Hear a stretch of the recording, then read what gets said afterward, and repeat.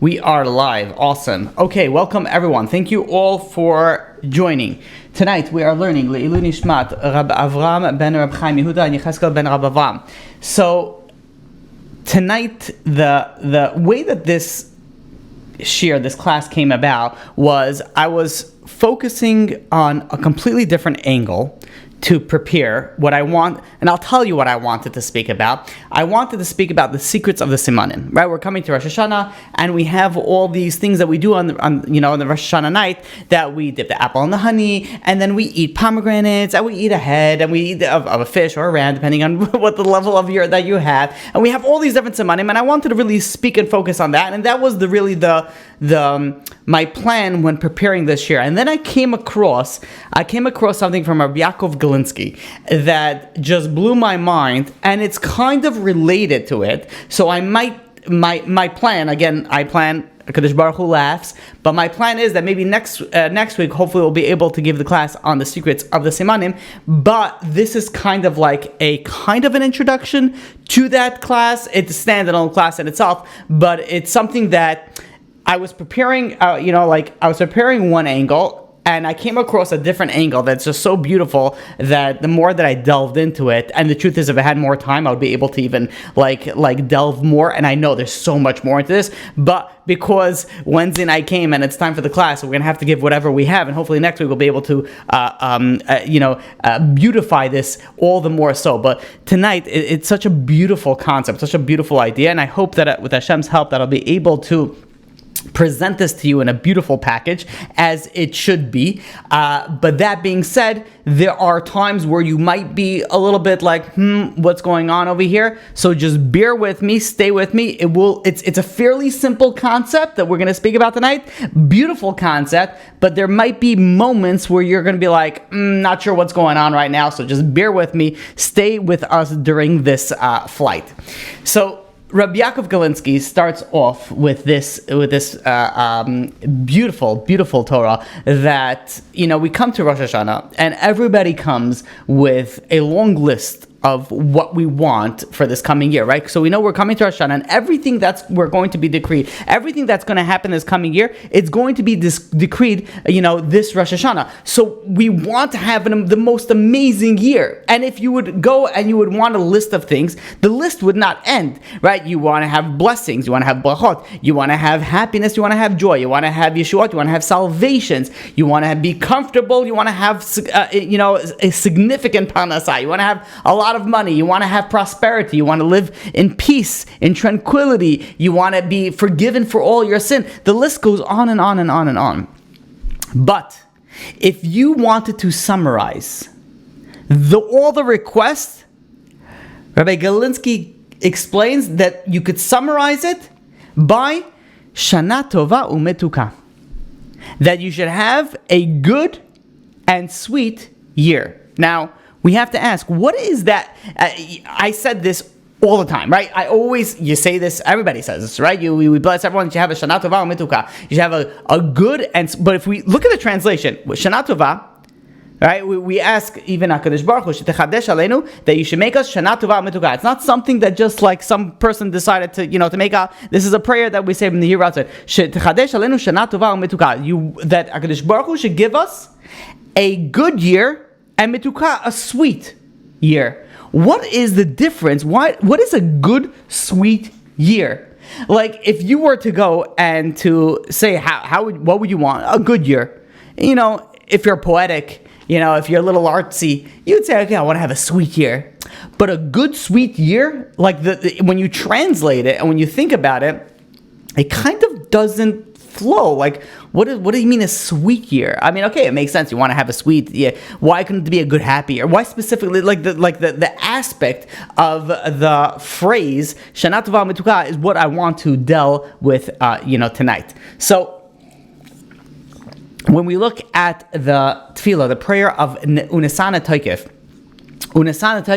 a powerful prayer, which I believe we spoke about before, the origins of it, we're not going to get to it today, but the prayer goes and asks HaKadosh Baruch Hu that B'Rosh Hashana, on Rosh Hashana Yikasevun, everything is going to be written. Ubayom Tzom Kippur Yichasemun, and on Yom Kippur, on the fast of Yom Kippur, that's when everything is going to be sealed. And then it goes on to list a whole list of things. Kama Yavron, Kama Yavarun, who will succeed, who will not be around. Mi Yechya, Mi Yamis, who will live, who would die. Mi Bekitza, Lemikitza, who in his time, who is not a time. Mi B'mayim, who in water, Mi Ba'esh, and who in fire. Mi B'cherev, who in the sword, or Mi B'chaya, meaning that who's going to die in which way. Mi B'rav, Mi B'tzama, and it goes on to a list of few things. And then it finishes off, Mi Yanuach or Mi Yanua. Who will be in peace and tranquility? Who will be harassed? Mi Yishakim, Mi Yitarif, Mi Yishal, Mi Yisasa. And then it says, Mi Ani or Mi Yasher. Who will be poor and who will be wealthy? Mi Yishafal, Mi Yaram. Right? It's a whole a powerful prayer. Whenever I get to this part in the tefillah, it always shakes me, and it shakes everybody. It's a very powerful prayer. But Rabbi Yaakov Galinsky explains this, something that I've said this for many years, and I've never thought about it until I read this. And Rabbi Galinsky explains that there is two aspects over here that we don't seem to see. There is a what aspect and there is a how aspect. The what aspect, who will be poor, who will be rich. That is the what. Hopefully, we will be rich. Who will be degraded, who will be exalted. That's the what. Hopefully, we will be exalted. Who will enjoy tranquility, who will suffer.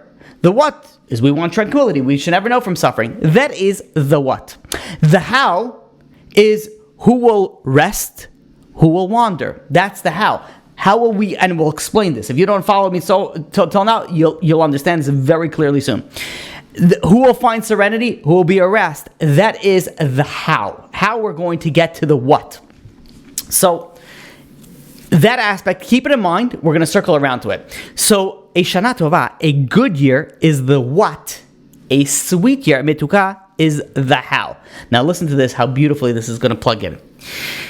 We know that if we don't behave the way that we're supposed to, as the Mishnah in Kedushin tells us, that if you ever see a wild animal or a bird, do they ever have a profession? Do they have to go to college? Do they have to earn a degree and then be like, yes, I'm going to do your taxes? Or yes, I'm going to present you. Here's the medication. They don't have any yet.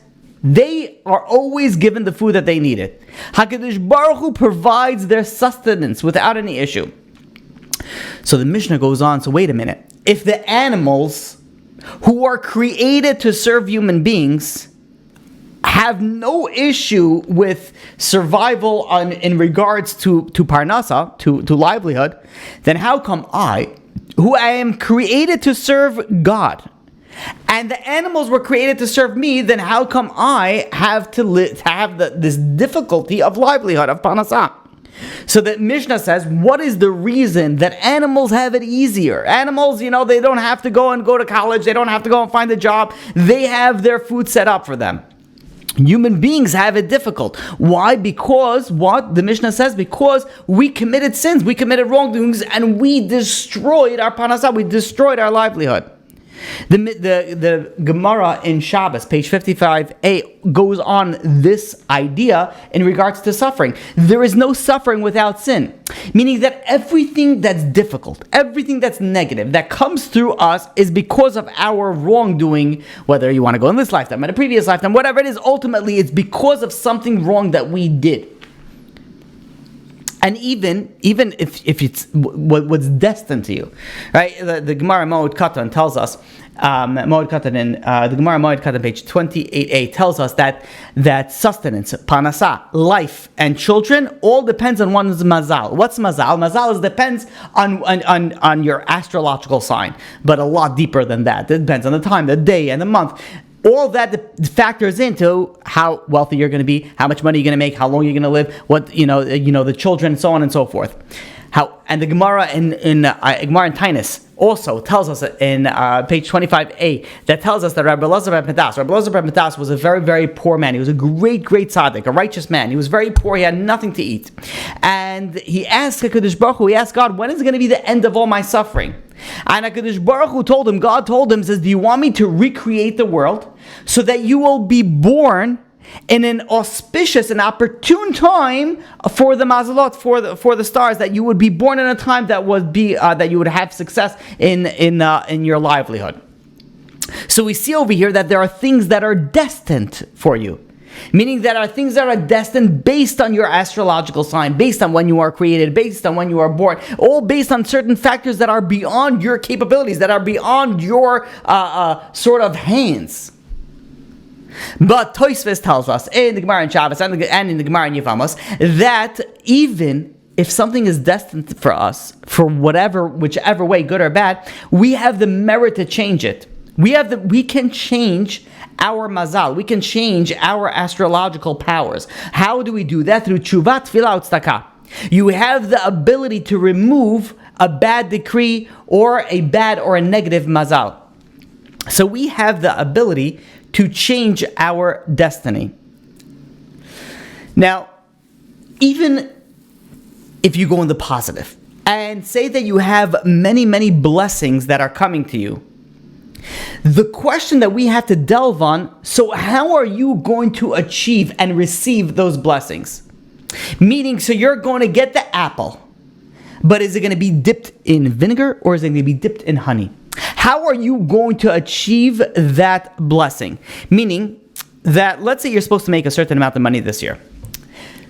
The question that comes up in regarding your receiving of that money is how much effort you have to put to that.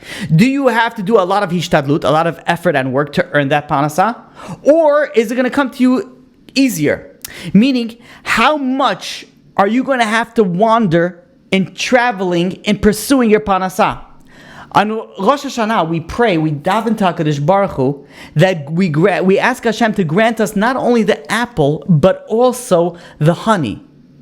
Meaning that we want the blessing of everything that HaKadosh Baruch Hu is going to give us, but we want it with little effort. We wouldn't want to have to travel far. Meaning there's a what and there's a how. There's you're going to be rich, you're going to be poor. We want to be rich, but how are you going to be rich? Do you have to wander? Do you have to go far to travel for that? Or is it going to be local? Is it going to be close to you?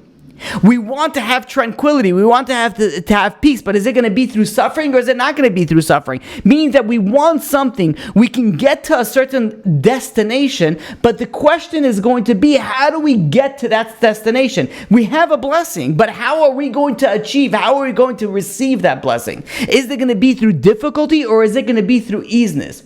There's the apple, the blessing. We have it there, but are we going to get it through honey or are we going to get it through vinegar? The Perkei de Rabbi Lezer brings down a medrash that Adam Harishon was put in Gan Eden to work. The question that comes up: what work did Adam Harishon have to do? We know that when Adam was put in the Garden of Eden, he did it. The angels worked for him. He had plenty of servants working for him. They went and they roasted the meat. They went and they strained his wine. What did he have to do? All he had to do is recline and receive the blessing. So what is the work that Adam was placed in Gan Eden for?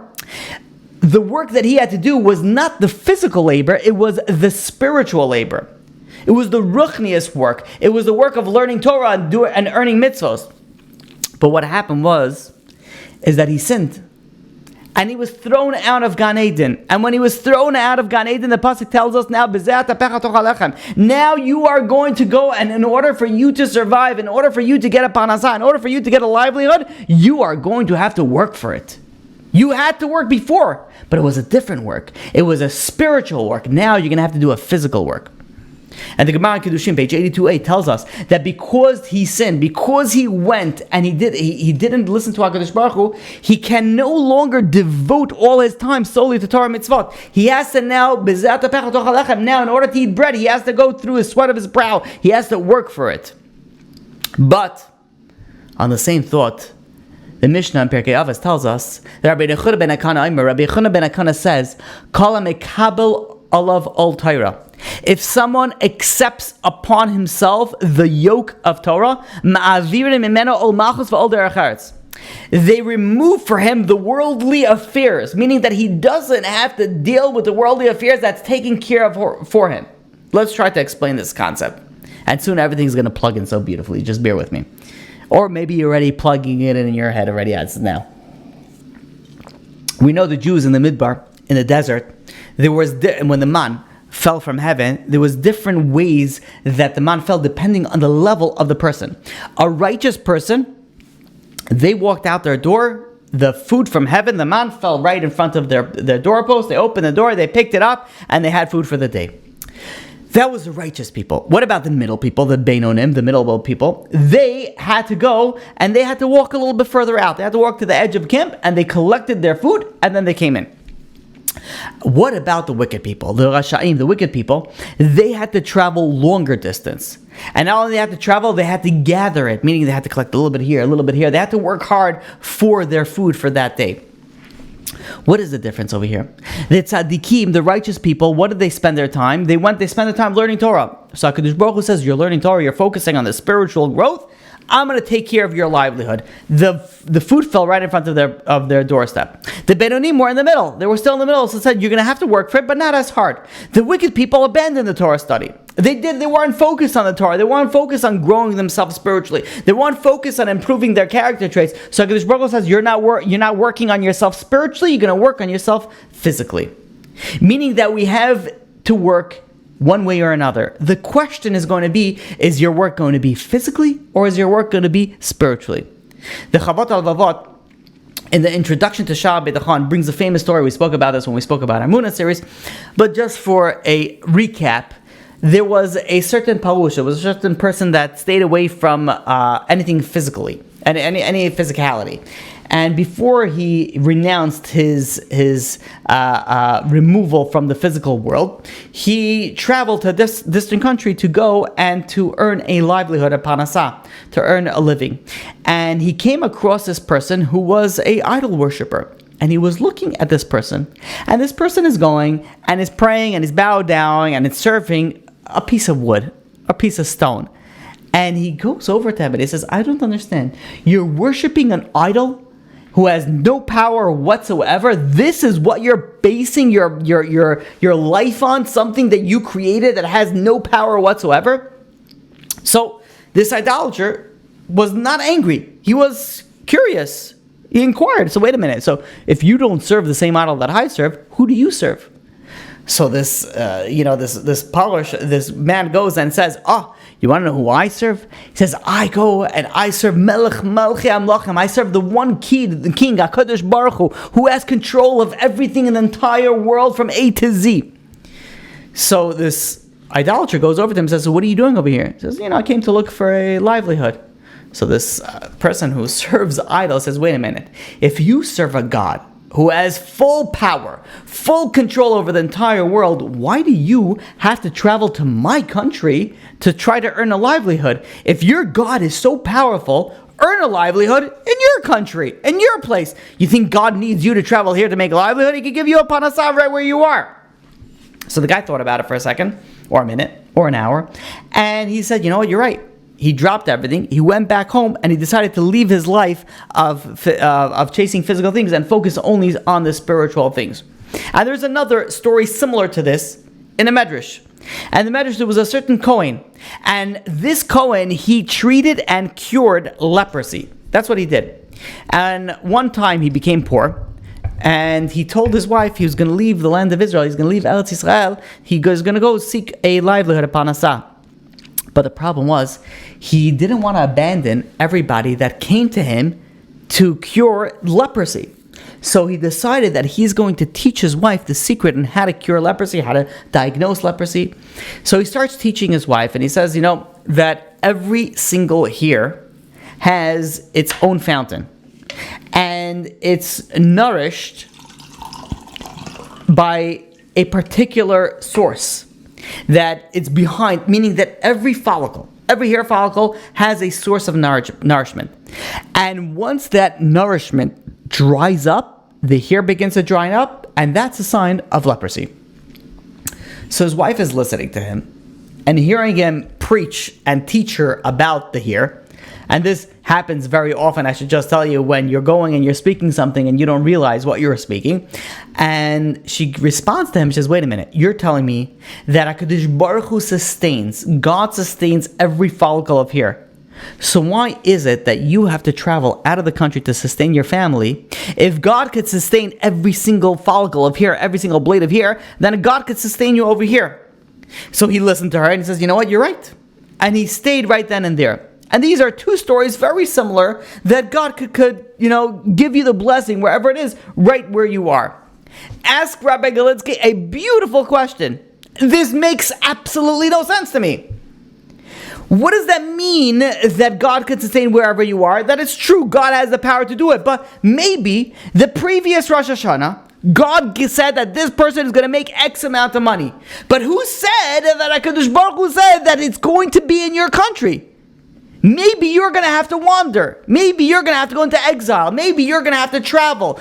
Maybe you're not going to live in that tranquility. We don't know. The Hashana Torah says, Mi yanuach, mi yanuach. Who is going to live in tranquility? Who is going to go through suffering? Who's going to go through harassment?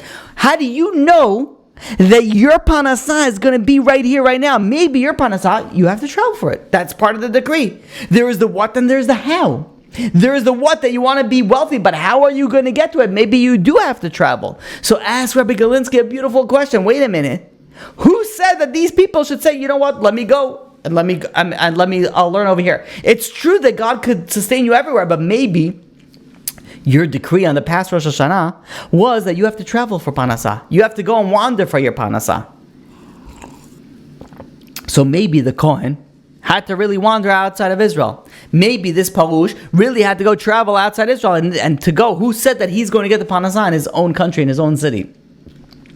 So the answer, so beautifully, is the Gemara in Sanhedrin, page 99b. That tells us that all humans were created for toil. We were all created in this world not as much as we would want to. It's not for relaxation. We weren't put in this world for vacations. We were put in this world to work. And the Gemara goes on and says, fortunate are those who put their work, their toil in the Torah. The Midrash also goes and says a similar thing regarding suffering. That person has to go through a certain amount of suffering every year. But fortunate are those who their suffering came through Torah learning. Meaning that there is a certain amount of toil that you have to go through. There is a certain amount of suffering that you have to go through. But the question on how are you going to check off those boxes of the suffering of the toil is kind of up to you. Are you going to check off those boxes by learning when it's difficult? By coming to classes when it's difficult and you're not in the mood, or learning when you're not in the mood, or praying when you're not in the mood, or working on yourself when you're not in the mood, you're toiling and you're going through suffering? Are you going to go through suffering when it's going to be so difficult for you to overcome your temptation, your desire to scream and yell and get angry, and you're going to say, no, I'm going to hold myself back? Is that where you're going to deal with your suffering, your difficulty? Or is HaKadosh Baruch Hu going to have to give it to you in a different area? Meaning that there's a certain amount of suffering and toil that you have to go through, but it's up to each and every single one of us how we're going to check off those boxes. We could do it through learning Torah, through growing through ourselves, through growing through difficulty, or HaKadosh Baruch Hu could send us in other ways, and we want to say no thank you. We don't want that. The Kohen and the Parash, they had the ability, they had to go through certain amounts of suffering. But what they changed was, instead of the suffering that I'm going to get with the travels and going out for Panasah, I'm going to do that in learning Torah. I'm going to focus and push myself to learn more, to grow more, to gain more in Yiddishkeit, in spirituality. Let's take this step a little bit further and a little bit clearer. Look how beautiful it is. Oh my gosh, I'm already, my heart rate is already racing. Got to slow myself down. Get so too excited. When Esav packed up all his property, he moved out. He moved to Seir. Why? Because the Torah tells us of Yaakov, his brother. What is about Yaakov, his brother? So the pasuk tells us in Bereshis, chapter 15, verse 13. It says, "Vayomer la'Avram, HaKadosh Baruch Hu told Avraham, Yadua teheta ki ger yezacha be'eretz lo lahem." Your children, your offsprings, they are going to be strangers in a land that not theirs. Meaning that they're going to go into exile. They're going to go into slavery. But what's going to happen is they're going to be receiving a payment of a debt that they went into slavery. Esav said, I'm going to have to get out of here, since I'm not going to have any share in their gift. The land was given to Yaakov. There's no share in the payment of the debt. The exile of Egypt was a debt. I don't have any. I wasn't part of that debt. So Esav moved to Seir. So the question that is asked, listen to this beautiful question. Wait a minute. Let's look at the tribe of Levi, Shevet Levi. Shevet Levi really on the same concept, should not get a share in the land of Israel. They weren't enslaved. When the Shevet Levi was in Mitzrayim, they were not part of the slavery. Were not enslaved. They didn't pay the debt. So why did they get any property? Why did they get any property? And we know that they were given 48 cities. The Levim were given 48 cities. They didn't experience the same suffering as all the other Shvatim, as all the other tribes. And to make this question even stronger, on Matan Torah, when we received the Torah on Har Sinai, Moshe Rabbeinu sent his father-in-law Yisro away. He sent him out of the land. Why? So listen to this beautiful. The Medrash says that the HaKadosh Baruch Hu said, Bnei Yisrael, the Jewish people, were enslaved. They had to make clay and they had to make bricks in Egypt, while Yisro was sitting in his house in peace and tranquility and security. Now he's going to go and celebrate his, my HaKadosh Baruch Hu saying, my children's freedom. Moshe sent his father-in-law away. He says, you didn't go through the suffering, you can't participate in the, in the reward for it. And Yisro didn't merit to be present at the giving of the Torah at Har Sinai. But then we ask a question, then this question makes it even greater. Why did Levi merit it? Why was Levi in Har Sinai? Levi was not part of the enslavement. They were not working. Why were they in? Not only were they were part by Har Sinai, but Moshe Rabbeinu was a Levi. Moshe Rabbeinu was a Torah was given through him. Aaron and his sons were also from Shevet Levi. They're also Leviim, and they were the closest to the mountain. Levi was never enslaved. Why is he getting the reward? Listen to what the Zohar Kadosh says. Listen to this beautiful, beautiful idea from the Zohar. So the pasuk in Shemais, chapter 1, verse 14, says that when the Jewish people were in Egypt, were in Mitzrayim, ve'imaru es chayim, the Egyptians embittered our lives. They made our lives very difficult, very bitter. What did they do? Ba'avoda kasha, with hard labor, b'chomer, with clay, u'v'levenim, and with bricks. Listen to what the Zohar HaKadosh says. That Paro convinced the Jewish people to come and work. Levi didn't go. Why didn't Levi go? Levi were involved in learning Torah. They were the priests. The priests in the time of Egypt were absolved from working. They were a priestly class. You're focusing on the spiritual stuff, you don't have to work. That wasn't just for the Jewish, it was also for the Egyptian. Any Egyptian that focused on, spiritual, growth, whether it was for idolatry or whether it was for HaKadosh Baruch Hu, didn't matter. You were absolved from many things in Egypt. So the Zohar says, what does it mean that then the Jewish people, because the Jewish people were worked ba'avoda kasha, hard labor, b'chaymer levenim. Listen to what the Zohar Kadosh says regarding Levi.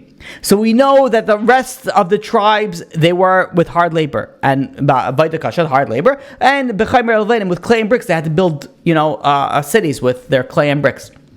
But the Leviim, what's ba'avoda kasha? Ba'avoda kasha, that instead, Shevet Levi, instead of working and toiling in hard labor, they were asking questions, kushias. Ba'avoda kasha, the same shorish, the same word, kushias. They were asking questions on the Torah. They were learning Torah. B'chaymer, what was it? Instead of clay, b'kal v'chaymer. They were toiling in kal v'chaymer. B'levenim, they were clarifying in libun, in halacha. Meaning that all the difficulties that the Jewish people were having, the Shevet Levi were also having. The difference was that Shevet Levi was doing it in spiritual growth, and the entire Jewish nation was doing it in physical growth. So, when Esav went to Har Seir to graze his livestock, and Yisro was peacefully sitting in his house, Levi was in Mitzrayim, but what was he doing? Even though they weren't working, they weren't making bricks of clay, but they were in the fields of learning and toiling in Torah. And because of that, they were still considered toiling, because they were working, they were going through their suffering, but they were doing it through Torah.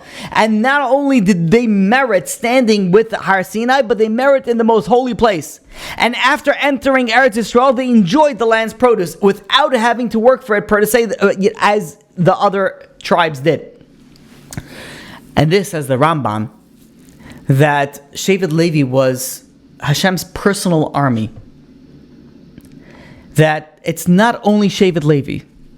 It's not only Shevet Levi. I don't know. Whenever I speak about Leviim, I get it's like a personal thing. I'm a Levi also. But it's not only the Leviim. It's anybody whose spirit is motivated and they designate themselves to stand before HaKadosh Baruch Hu and serve HaKadosh Baruch Hu. Then you know what happens, says the Rambam? That if you designate your life to serve HaKadosh Baruch Hu, God is going to provide you what you need in this world. Just like God provided for the Kohanim and the Leviim. Just like God provided for the man and the people in the desert. And just as Levi was standing in the most holy place, close, Shevet Levi, close to Har Sinai, close to Kabbalah Satar on Har Sinai, and they entered Eretz Yisrael, and they received a part of the land without having to work for it. In the same sense. The Medrash goes on and says that actually a different Medrash, the Medrash in Bereshit Rabbah, that the servant Eliezer, Avram's servant, is called an Eved Maskil, a intelligent servant. The Medrash asks, what's so intelligent about Eliezer, Avram Avinu's servant? And the answer is that he knew that he was cursed because of his ancestors to become a slave. Right? The pasuk in Bereshit, chapter 9, verse 25 says, Ar Kanan Eved Avadim Yelachav. He's going to be a servant for his brothers. Eliezer came from Canaan. He knew that he was going to be a servant. Knew that he was going to be enslaved. Now the question was, who was he going to be enslaved to? He could be enslaved to Avram Avinu, or he could be enslaved to a barbarian. Who knows what he's going to be, have to do. So his work was that he had to draw from his master Avram Avinu's Torah and give it to others to drink from it. That was his servant. You know why he was considered a smart slave? An Eved Maskil? Because he realized that he's going to be a servant to someone. The question is, who is he going to serve? Is he going to serve the spiritual growth of Avram Avinu who serves HaKadosh Baruch Hu, or is he going to serve some random barbarian master?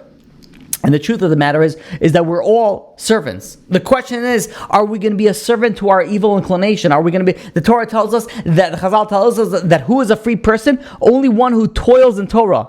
Because if you go and you focus on your desires, you're a slave to your desires. You're a slave to that time. But if you go and you focus to HaKadosh Baruch Hu, then you're Eved Elokim, you're Eved Hashem, you're a slave to HaKadosh Baruch Hu. So we're all slaves. We have to choose like a smart servant. Who are we going to be enslaved to? Are we going to be a slave to the master of the King of Kings? Or are we going to be a slave to our desires, going for whatever we want? And this option was also open to Adam HaRishon. And he had an option of working. He had to work and guard the Garden of Eden. And it could have either done through learning Torah, performing mitzvos, or unfortunately, the opposite, where he was kicked out of. And unfortunately, he didn't merit, and he was thrown out of Gan Eden. And now he was cursed with Bezat Pechat. We were cursed with Bezat Pechat, and we were thrown out of Gan Eden. So we come to Rosh Hashana, and we ask HaKadosh Baruch Hu, Shana Tova Umetuka. Not only we're asking for a good year, but a sweet year. A good year, we're asking for the blessings. We're asking for the what? But we're also asking that we should have a sweet year. We shouldn't have to toil for it. Let our blessings come with ease. We want blessings. HaKadosh Baruch Hu may bless all of us with tremendous amount of blessing. But we tell HaKadosh Baruch Hu, we want the apple, we want the blessings, but please, let it be in honey. Let it be a sweet blessing that we don't have to toil hard for it. But the answer is that really that depends only on us. Whether we have the sweetness or not really depends on us.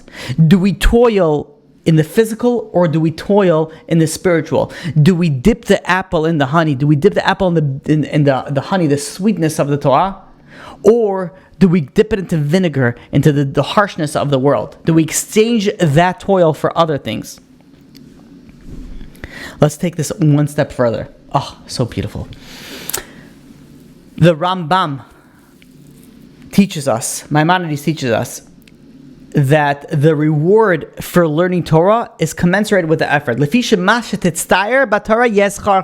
Depending on the difficulty of your push towards it, the greater is going to be your reward. And the Rambam tells us that someone who wants to acquire wisdom will not remain with that person except if they have to toil to acquire it.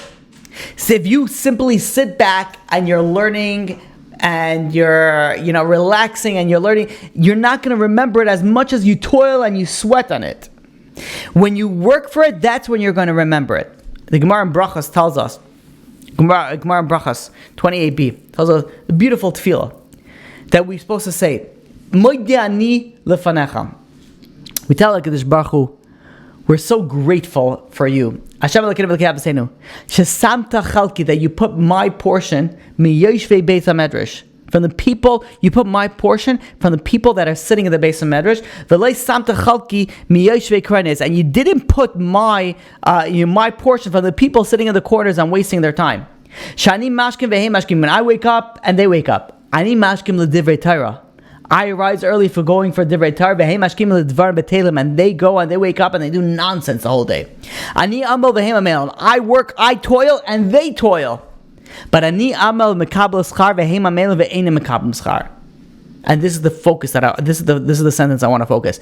That I toil and they toil. I toil and I get reward, and they toil and they don't get reward. Ani amel v'hei amelim. I toil and they toil. They do not get reward. Wait a minute. What does that mean that they don't get reward? Okay, so you want to say that I toil in spiritual and they toil in the physical. But if you toil in the physical, if you work hard, you see your success, right? If you're a tailor, you make a suit, you're able to sell it, you're able to see that. You're selling wood, you're able to sell it. You're a carpenter, you sell a beautiful, epoxy table, you're able to sell, you're able to make. What does that mean that I toil and they toil? They don't get reward. They get reward when they sell it. They get reward. It's worth something. They profit from it as well. The answer is that they don't receive reward for the work itself. Meaning, if you have a carpenter that figures out a way to make a beautiful piece of whatever, table, wood, dresser, but he finds a way of making it very easily, he's still able to sell it. If it's the same quality, he's able to sell it for top dollar. But what happens if there is a defect in it? What happens if there's termites and they eat the wood up? He can't sell it. So whether he works light or whether he works hard does not really represent the value that it's worth at the end. If he's able to produce a product at the end, then it's worth something. Doesn't matter how long it took you. If you were able to produce something, I'll pay for it. Okay, if it's difficult, I'll pay more. If it's not, I won't pay as much. Or if you found a little trick, I'll pay a little bit. But the bottom line is that it all depends on what I was able to produce at the end. And if you didn't produce anything at the end, it's worthless. If you spent 10,000 hours building the most beautiful, magnificent, Aron HaKadosh, but it ended up being infested with termites, can you sell it? No. It crumbles up. It's worthless. So you spend a lot of time, a lot of effort, a lot of money, but it wasn't worth anything. The effort you don't get rewarded for. The product, whatever you finish with, that's what you get rewarded for. But when it comes to Torah, it's not like that. It's according to the effort, that is the reward. The more difficult it is, the greater the reward. Even if you don't produce any results. If you sit and you work on yourself and you fail and you keep on trying, you say, you know what, I'm going to be a better person. I'm going to be a better spouse. I'm going to be a better, daughter. I'm going to be a better son, a better husband, a better wife. I'm going to work on myself to be a better person. And you work really hard and you keep on failing. You think, okay, it was all for nothing. And the answer is no, it's worth something. If you work on yourself, spiritually speaking, even if you don't succeed, that is worth something. You're going to get rewarded for that. If you work in the physical world and you don't succeed, it's worth nothing. You could be working on a real estate deal for your entire life. If you don't close the deal, it's worth zilch, nothing, nada. If you work on yourself your entire life spiritually and you don't succeed, it's worth a significant amount. The more that you work on it, the greater the reward. Officer of Nassan brings this point further. It's better for a person to have one thing with difficulty than 100 without difficulty. And there was a story with the Chafetz Chaim. And the Chavetz Chaim established a kollel in Radin. And the point of this kollel was to learn the service of the Beis HaMikdash. If you ever realize, whenever you get to a certain point when the Beis HaMikdash, many Jews are very confused. Like, oh, okay, well, the karbanas and this, when you bring, it's a very difficult concept. Many people don't focus on it because, unfortunately, we don't have the Beis HaMikdash. The Chavetz Chaim says that we're going to make a kollel focusing on the halachas of the Beis HaMikdash. Avodah of the Beis HaMikdash. And the way that they were going to do it is first they're going to learn the Masechta B'Kiyas in just get like a understanding, a very superficial understanding. Then they're going to review it again B'Iyan, going in depth. And there was one particular avrech, there was one particular person in the call that was very frustrated. He wasn't getting it. It's a difficult concept, and it just wasn't coming in. And he's looking at his friend next to him, sitting and learning. He's on the first page. His friend is already on page 5. He's on Daf Beis. The friend is on Daf Hey. He's getting very frustrated, so he goes over to the Chavetz Chaim, and he says, I'm very frustrated. He says, I'm working so hard. I'm on Daf Beis. I'm still on the first page, and my friend over here is already on Daf Hey. So the Chavetz Chaim responds to him. He says, you're so lucky. He says, you're learning and you already achieved 102 dafim. You already finished 102 pages of Gemara. And at this time, the Chavetz Chaim was old. So the Avrech thought that the Chavetz Chaim didn't hear him. He thought, he said he's on Daf Beis, which is 2. He said the Chavetz Chaim says, oh, you're already on page 102, Daf Kuf Beis. So he responded back. He says, no. He says, Rabbi, I'm not on Daf Kuf Beis, I'm on Daf Beis, and I still don't get it. And the Chavetz Chaim looks at him and he says, your friend is on Daf Hey, right? And he says, yeah. He says, because he learns quicker, right? He's smarter than you. And he says, yeah. And you're finding, the learning very difficult, right? And he's like, yeah, that's correct. And the Chavetz Chaim says, that's exactly what I said. So you're on Daf, you learned 102 pages. He learned only 5 pages. And the Chavetz Chaim goes on to explain that anything that you acquire through suffering and through difficulty is worth 100 times greater. He could be on Daf Hey, he could be on page 5, but you're on page 102. You know why? By the way, for anybody that doesn't know, the Gemara starts on Daf Beis. It doesn't start with Aleph. So that's why the first page is page number 2. Whatever. Different time for a different explanation of that. But so he said you're still stuck on the first page, but you already did 100 pages of that because of your difficulty that you're going for it. And that's how it works in the spiritual realm. The more difficult something is, the greater the reward that you're going to get. Listen to this. Oh, it's so beautiful. The pasuk in Tehillim, chapter 62, verse 13. It says, L'cha Hashem chesed, HaKadosh Baruch Hu, you are so merciful, you have the kindness. Ki ata teshalem leish k'maaseo, because you pay each person k'maaseo according to his deed. There's a well-known question, and that is, what is chesed? What is kindness? Kindness is something lefnim mishur sedin. Kindness, if someone works for you for an hour, and you told him you're going to pay him $50 for that hour, and you pay him $50, is that kindness? No, that's justice, right? You made a contract. He said he's going to work for an hour. You're going to pay him $50. He worked for an hour. You paid him the $50. That's not chesed. Chesed is something that's lefnim mishuras adin, beyond the call of duty. That's going beyond it. So the question that you have over here on this pasuk in Tehillim, that what is the chesed that is set up for HaKadosh Baruch Hu? You know what the verse says? The pasuk says, L'cha Hashem chesed. For you is the kindness. Ki ata teshalem leish k'maaseo. You are going to pay each person kimaseo according to his deed. This doesn't sound like chesed. You're going to pay each person according to his deed. That sounds like whatever he was able to do, that's what you're going to pay him. That sounds not like mercy. That's not chesed. That sounds like, din. That sounds like, like regular, a transaction, a business transaction. You did X, you get Y. That's the regular business transaction. So we know that everything has a price. A chair has a price. A loaf of bread has a price. A pound of tomatoes have a price. Everything has a particular price. What is the price for a mitzvah? What is a price for learning Torah? What is a price in the spiritual world?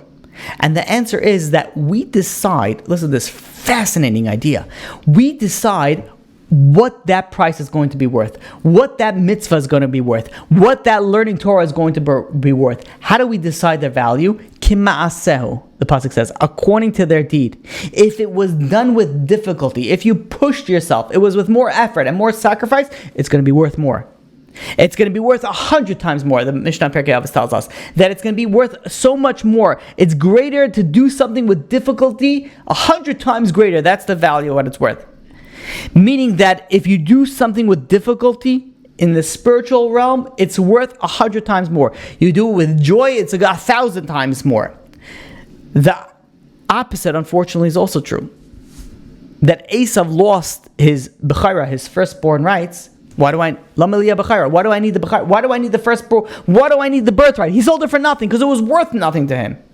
When someone regrets their good deeds, they lose it. We put a value, we put a price tag on what our Torah, what our mitzvahs, what our avodas Hashem is worth. How much are we going to sacrifice for it? If we go and we sacrifice big for it, it's worth a lot. If we don't sacrifice for it, then it's not worth so much.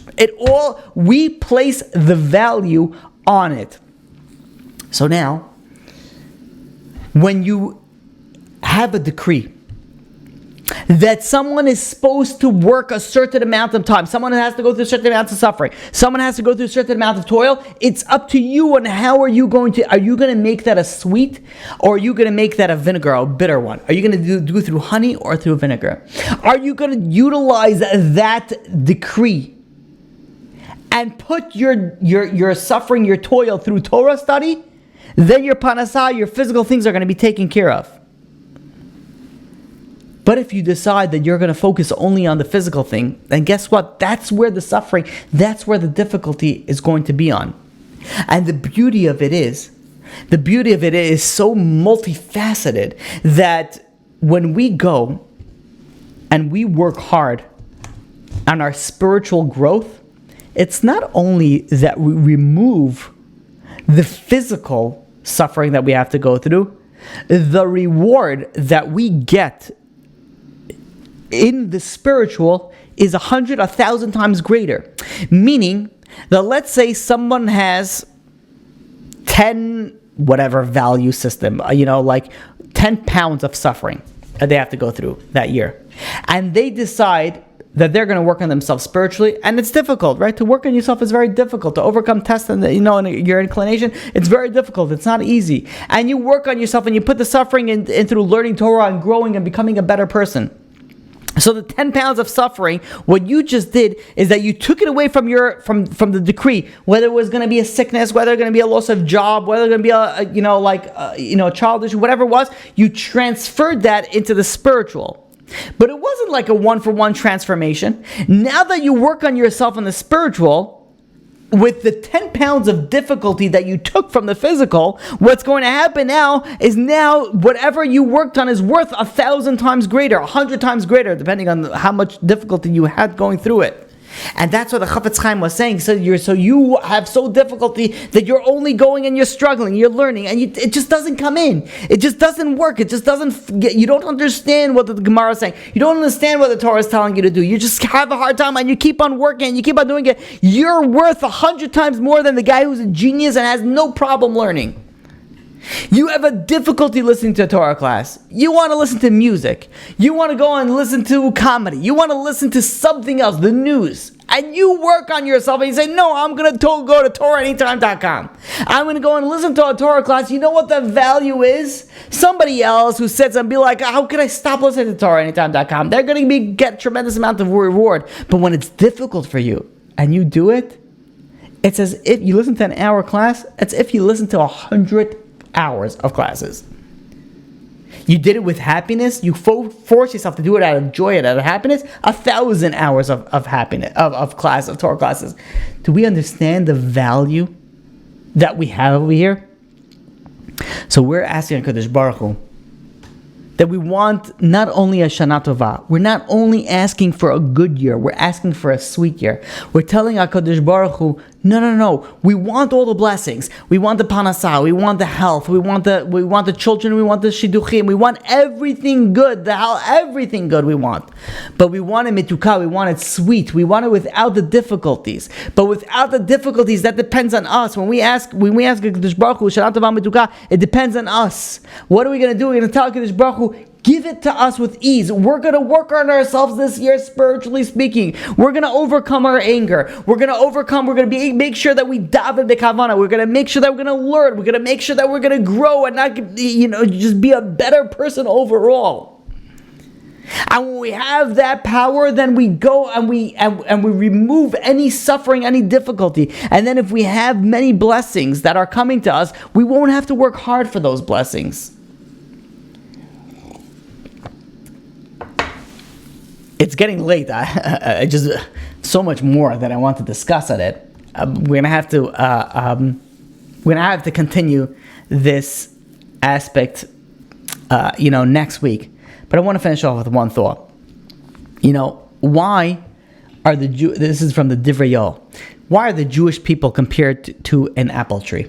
Right? We dip the apple in the honey, make a bracha loud and clear, right? It's a mefurish song. It's a very famous song. I don't think you're Yotze Rosh Hashana without singing the song. Everybody knows the song. Dip the apple in the honey. Make a, like the song of Rosh Hashana. Why are the Jewish people compared to an apple tree? It says the Divrei Yoel that an apple tree produces fruit before its leaves sprout. An apple tree is very different from other trees. First, you have the leaves that bud, and then the fruit comes afterwards. The apple tree is the other way around. First, it produces fruit, and then the leaves sprout. What is this comparison to the Jewish people? The Jewish people said, when we received the Torah, focus of what we're talking about today, we put our toil in the Torah. The Jewish people said, Na'aseh v'nishma. We heard it. We said, we're going to do it before we hear it. So that's why we're compared to an apple tree. The apple produces the fruit before the leaves, just like the Jewish people said Na'aseh before Nishma, before we will hear it. We have the ability, coming to Rosh Hashana, to present HaKadosh Baruch Hu with a reason to give us a Shana Tova U'Metuka, a happy and good, sweet year. And an aspect of it that we should start right here, right now, is to focus on our learning of Torah. Increase our learning of Torah. Gedolim, what they used to do in Elul is they used to increase their learning in Torah. Because Torah has such a huge power. I'm going to speak about this B'ezrat Hashem next week. I thought that we'll get to some parts today, but B'ezrat Hashem will continue it next week. The Torah has such a huge, huge power. So may we utilize this time until Rosh Hashanah, and if you're listening to this after Rosh Hashanah, whenever you are, to focus your toil, focus your hardship in learning Torah, in growing spiritually, in fixing your character traits, and becoming a better person. What's going to happen is that your suffering, your difficulties are going to be removed from the physical aspects of your suffering that was decreed upon you. And that's what we ask HaKadosh Baruch Hu. We want a good and a sweet year. We want the good, the blessings, but we want the sweet to come easily. We want it to come easy without a lot of toil. And that is where we come in and we say, HaKadosh Baruch Hu, we're going to work on ourselves in the spiritual aspect. And when we work on ourselves in the spiritual aspect, HaKadosh Baruch Hu says, you know what? Shana Tova U'Metuka. And we'll open up to questions. Okay. How do we understand when good people suffer? How do we understand if he is a righteous person? That is a very loaded question, and I'll tell you why it's such a loaded question. It's a good question, but good people suffering, there's a lot of answers to that, right? We had I think we put maybe at least two classes out on it, right? There are many reasons why it appears that good people suffer, whether it's from a previous life or whether it's for a reward, extra reward, but how can we understand if a person is a righteous person? We can never, we know like a gadol, right? That's a righteous person. But we don't know any person, what's their level of spirituality. Like you could come to someone who, and I'm telling you this from like a personal experience where I speak to people where initially you look at a person and you'd be like, you know what, okay, this guy is like, what is he? Like, a regular Joe Schmo out on the street. But when you learn his story and overcome the struggles that he came, be like, this guy is a righteous guy. And then you speak to another person who is a genius at birth, and learning Torah becomes like so easy to him, or her. And they just like read a book and they memorize it and they know like so many, they can extrapolate so many things from it. And you look at these two people, I'd be like, this is a righteous person, this is a wicked person. Just maybe the way that they dress, maybe the way that, and you really don't know. The aspect of not judging your friend, your neighbor is so crucial, because the more that you get to learn from people or speak to people, the more that you realize, like, you have no idea. You have no idea who is righteous, who is wicked. I shouldn't say, because many people are on a righteous level, but you really don't know the level of righteousness. Like, sometimes I speak to people who are the most, I don't know if it's a nice way to say it, the most simplest people.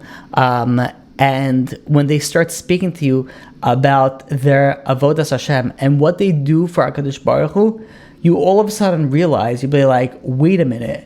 Like, I'm not sure I'm Jewish compared to this person. Like, this person works so hard on themselves spiritually, and initially you think, like, okay, this person, like, what are they? And they give up everything for God. They give up everything for HaKadosh Baruch Hu. And what did we give up? It's so far and wide apart, the polar opposite. We really don't know, if a person is righteous and where it's not, but we really should done everybody like kafschas, because we really, and I can tell you from experience, so many people you would have never thought, and they're like, they're holding up the world, like they're like huge, and they don't even know it. But regarding the first part of the question, how do we good people, suffer, is a whole thing in itself. Many answers that are given here. The Chovos HaLevavos brings down, a few answers. But the easiest thing would just be, go on. I have a few questions that why do righteous people, suffer, or something like this. In Divinity series, maybe it's, I think, number 6 or something like that. Is one of the classes in it. Next question. Are you saying that it's better to toil spiritually? 1,000,000,000% yes. It is better to toil spiritually, because you take away from the difficulties that come to you throughout in the physical world. Can it be counted as toiling for Torah learning if it's a struggle for you to only listen to a Torah class, not to do something else while listening to a class? 1,000%. So the way that it works in the spiritual world is that it's not only the difficulty that come by, about it, but also the focus on it.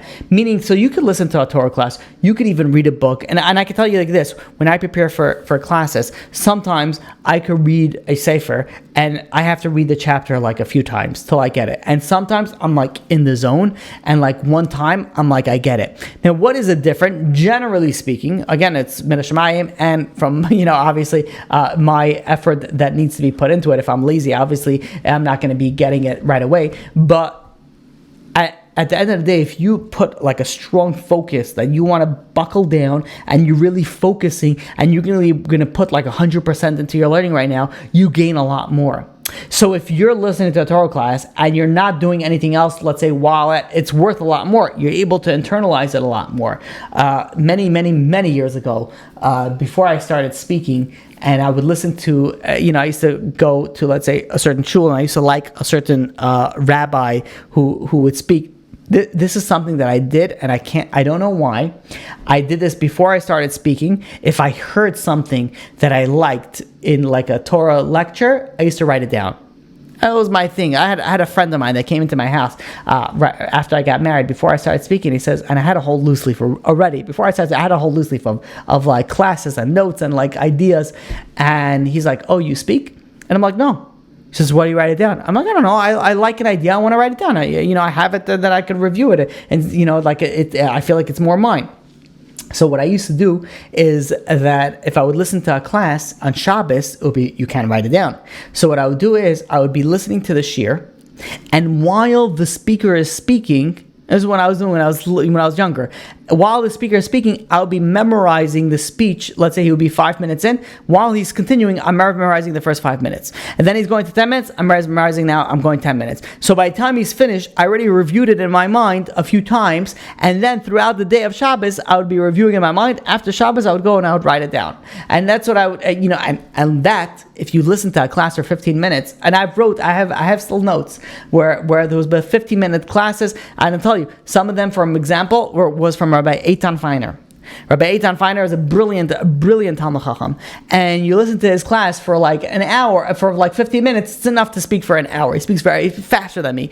Brilliant man. And I would go and I would be constantly reviewing that, and then afterwards, I would after Shabbos, I would go and I would write it down. So listening to a Torah class like that, where I'm focusing, where I'm concentrating, where I'm reviewing and I'm memorizing, versus I'm listening to a class like this and I'm looking around. And of course, the value of the learning is very, very different. So if you're listening to a Torah class and you're not doing anything else, it's worth a lot more than if you're doing something else. Now, that shouldn't be said that if you're working and cleaning your kitchen, you're cleaning your house for Shabbos, that you shouldn't be listening to the Torah classes. Of course, you should be listening to Torah classes, but you should know the value of the more the focus that you have, the greater the reward. Okay.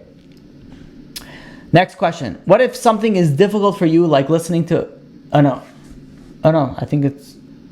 did I not answer this one? What if something is difficult for you, like listening to a class? Do you get a reward if you listen to for a short amount of time, like 10 to 15 minutes, and then go do something you want to do that is more physical? Whatever, the more difficult, the more that you push yourself, the greater the reward. So yes, if you're able to only listen to 10, 15 minutes out of an hour class, 100%, sometimes that's greater than listening to the whole class if it's that difficult for you. Of course, you should focus and try to listen to the whole class. Okay, next question. I think working on yourself spiritually and learning is about connection with Hashem. On the other hand, working hard on a degree, you're not satisfied. You feel that the more that you, I don't know why I lost. The more that you feel accomplished, but the more spiritual you grow, you're satisfied because you're gaining a strong connection with Hashem. I'm not following that, and that's possibly because I was distracted with this pop-up that I can't read it over here. Let me read this one more time. I think working on yourself spiritually and learning is about connecting with Hashem. True. On the other hand, working hard on a degree, you're not satisfied. You feel that the more you do, the more you accomplish, but the more spiritual you go, satisfied you're great.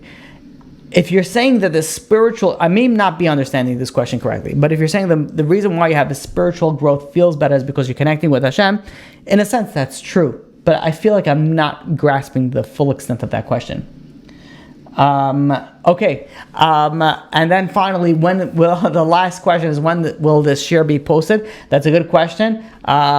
I hope that it will be before Shabbos, but if not, then right after Shabbos. But on that, whoever does want to join our live Zoom classes, it's right now every Wednesday night at 9 p.m.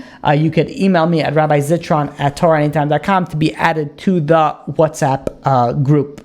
But that is the final question. Thank you all for joining. Until B'ezrat Hashem next week, we'll hopefully be able to uncover a little bit more on this topic. May you all have an amazing week.